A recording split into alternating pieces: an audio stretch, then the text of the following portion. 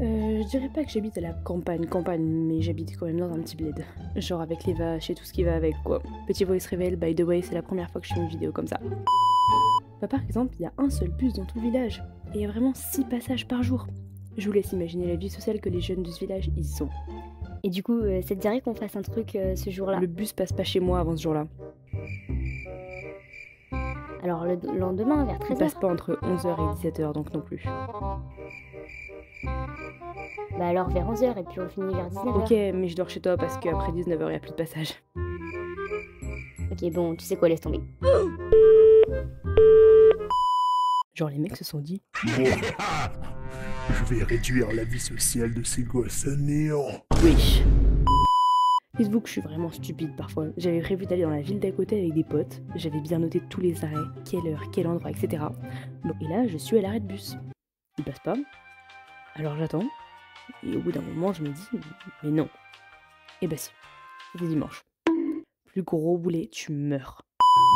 Mon village, il est connu pour ses chemins de randonnée. Et donc ces chemins de randonnée, bah il y en a un juste à côté de chez nous. Mais quand je dis à côté, c'est vraiment à côté. Genre, on voit notre piscine et notre terrasse depuis le chemin. Et c'est pas à travers des feuilles, hein. C'est vraiment super dégagé. Genre, les gens, ils nous voient nous baigner en 4K. Et le pire, c'est que les gens, bah, ils se cachent pas du tout. Mais alors, pas du tout. Genre, des fois, je me baigne tranquillou bidou, et là, il y a un randonneur random. Il dit à son pote, ah ouais, moi aussi, j'ai envie d'aller me baigner, j'ai trop chaud, là. Bah, allez-y, installez un canapé tant que vous y êtes. La loutre d'Europe semble taillée pour la côte viking. Comme c'est un tout petit village, je connais pas mal de monde.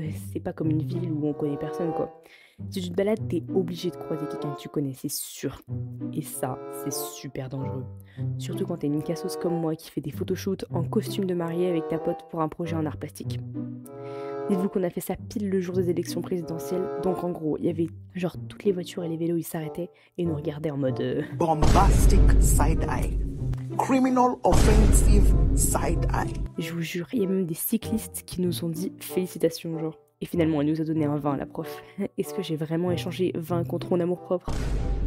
Par contre, il se passe des trucs tellement chelous des fois. Je me souviens, on allait à l'école primaire et j'étais en CM2. Et on sort du parking. Et là, je vois quoi? Une biche. Ouais, non mais c'est la jungle ici. Et là, elle saute par-dessus la haie. Et elle est dans notre jardin. Et du coup, comme des grosses folles, mes sœurs et moi, on saute de la voiture et on la poursuit.